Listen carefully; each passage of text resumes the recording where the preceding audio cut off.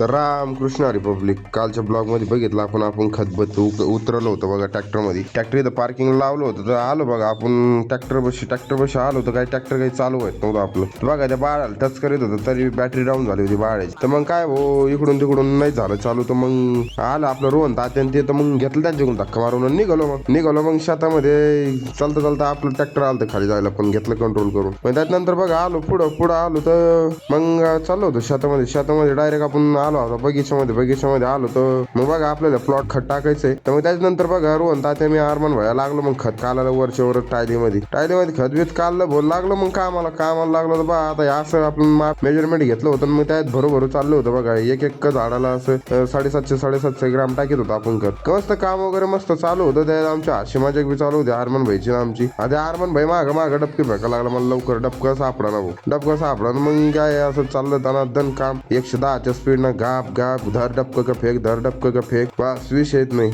आरमान भाई आणि रोहन भाई बी खालीच होते मस्त ते धर डबक का टाक. त्यानंतर बघा हे काम वगैरे झालं. मग आपलं मग आपण पुढे आलतो तर आपलं ट्रॅक्टर येऊन रस्ता नव्हता पुढून निघायला. तर मग त्याला काही ट्रॅक्टर जमत नव्हतं. तर मग बसलो आपण डबल आपण बी -90च्या स्पीडनं टाका लागलो. रिवाज टाकला. मग काढलं ट्रॅक्टर आपण इथून बाहेर इकडून लगे लावलं गल्लेलं. मग दुसरा डबल मग पहा आपला आता खत संपत आलं बघा. आपण आणला येडा पुरा झाडाला. मग तिथून पुढे खतबीत झालं मग टाकून फायनली डन. मग लाईक खतम. मग त्याच्यानंतर बघा आपल्याला खत झाकायचं होतं बघा हे. कारण की आपण टाकलेलं त्याला नुसतं आपलं शेण खताच्या आड करायचं होतं त्याला. तर मग लागलो ते काम करायला. ते काम बीम करून घेतलं. मग आपलं रोहन तात्याने आम्ही सगळ्यांनी मिळून मग काम बीम झालं. मग ते हे बाय म्हणलं यांना लय भुका लागले होते म्हणजे बोरं खायचे. हे बा चालले बोरं झोडायचं काम यांचं. मग यांनी खाल्ले बोरं खाल्ले. तर बघा आपण असं काम केलं बघा हे खत झाकायचं बघा हे असं. मग त्यात आपली एसटीपी नळी जास्त आड्या पडल्या होत्या. तर मग एसटीपी नळी खोलून हे गेली. आपला आवी भैया करीत होता डबल फिट. आवी भैयाला काय फोन सुधरून द्याय ना व्हिडिओ कॉल बी मोक करे आवी भैयाला. मग केले होते आणि एसटीपी नळी फिट. मग त्याच्यानंतर आपल्याला घ्यायची होती डाळिंबावर फवारण्यात. मग लागलो आपण औषधं कालायला. बघा औषधं काला लागलो. मग औषध झाले आपले कालून. मग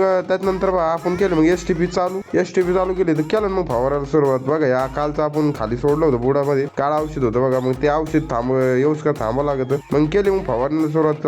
मग संत भाऊन मी होतो. तर मग आरीवारीनं हाणला दोघांनी बी. ते काय हानीत होते मी काय हानीत होतो. मग घेतला ना भाऊ 108च्या स्पीडनं गप्पा हाणून घेतलं. तर मग बघा असं एकल्याला एसटीपी वाढावं लागत बोनाळी.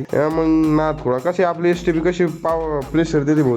धुवा निसता. मग झाले फवारणी बी हाणायची. मग केली एसटीपी बंद केली. निघालो होतो चला मग घराकडे. कारण की आपल्याला अर्ध्यातच सर्दी बी झाली होती. आपली तब्येत खराब झाली होती. मग काढलं बाळ्याला निघालो ना भाऊ घराकडे. मग बाळ्या आलो भाऊ घरापाशी आलो त्याला बाळ्या पार्किंगला. आजच्यासाठी एवढंच भेटू आपण नेक्स्ट ब्लॉग मध्ये. रामकृष्ण हरी.